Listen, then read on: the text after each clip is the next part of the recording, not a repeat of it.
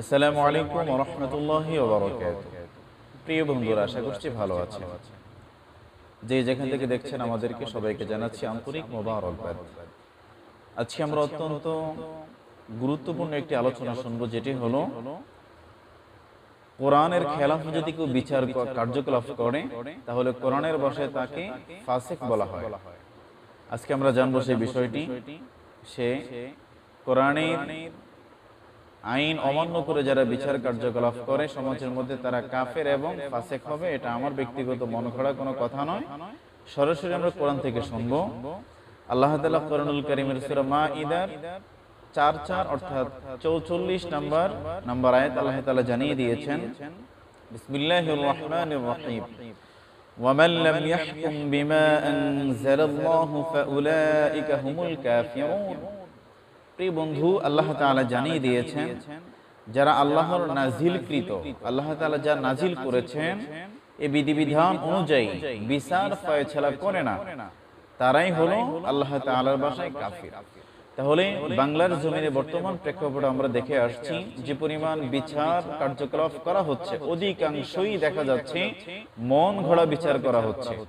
যে বিচার কোরআনের সাথে সম্পৃক্ত নয়, যে বিচার রাসূলের সুন্নাহর সাথে সম্পৃক্ত নয়, বিচার কার হবে?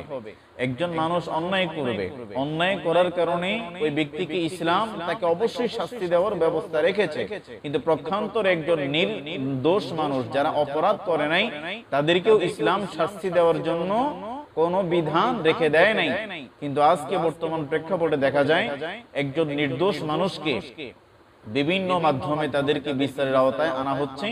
চোর এবং বাটপার জুলুমকারী যারা রয়েছে, জুলুমবাজ যারা রয়েছে, তারা দেখা যাচ্ছে রাস্তাঘাটে গ্রামে গঞ্জে বুক ফুলিয়ে হাঁটতেছে।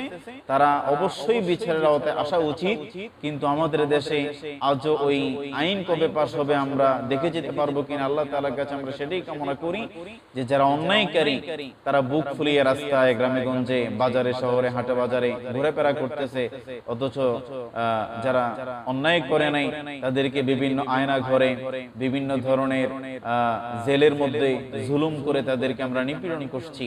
এটা কখনো আল্লাহ তাআলা গ্রহণ করবেন না। এজন্য আমাদের দায়িত্ব হলো, আমরা যারা বিচারক রয়েছি, যেমন আমাদের দেশে নাম বললে আপনারা অনেকেই জানবেন, নাম বলতে চাচ্ছি না, নাম মেনশন করতে যাচ্ছি না, এদেশে যুদ্ধাপরাধের বিচার হয়, এদেশে বিভিন্ন কার্যকলাপের বিচার হয়। কিন্তু আমার নবীর অপমান যারা করে, ইসলামের বিরুদ্ধে যারা কথা বলে, কোরআনের বিরুদ্ধে যারা কথা বলে, নবীর সুন্নাহর বিরুদ্ধে যারা কথা বলে, তারা ঠিকই বাহিরে ঘোরাফেরা করে, তারা ঠিকই দিব্যি হরদম চলাফেরা করতেছে, তাদের বিচার আওতায় আনা হয় না। কিন্তু নির্দোষ অনেক মানুষকে আমরা দেখেছি এই দেশে বিচার এর আওতায় আনা হয়েছে। এজন্য আমরা এই কথা স্মরণ করেই দিতে চাই, কোরআন এবং সুন্নাহর অনুকূলে যারা বিচার কার্যকলাপ করবে না, আল্লাহ তাআলার ভাষায় হলো তারা কাফির, আল্লাহ তাআলার ভাষায় হলো তারা ফাসিক। এজন্য আমরা, যদি আমার ব্যাখ্যাটা আপনাদের কাছে সুস্পষ্ট যদি মনে না হয়, আজই কোরআনুল কারীম খুলুন, সূরা মাঈদার 44 নম্বর আয়াতের ব্যাখ্যা নিজ চোখে দেখে দেখে পড়ুন এবং নিজের যে জাহেলিয়াত রয়েছে, নিজের ভিতরে যে জাহালাত রয়েছে, সেগুলো আমরা ঝেড়ে ফেলে দিয়ে আসুন আমরা কোরআনকে গ্রহণ করি, আসুন আমরা পরিপূর্ণ ইসলামের বিধিবিধানগুলো বাস্তব জীবনে গ্রহণ করে নেই। তাহলে আমাদের দুনিয়াতে হবে শান্তি, আখিরাতে মিলবে মুক্তি। আল্লাহ তাআলা আমাদেরকে কোরআন এবং সুন্নাহ অনুযায়ী বাকি জীবন পরিচালনার তৌফিক দান করুন।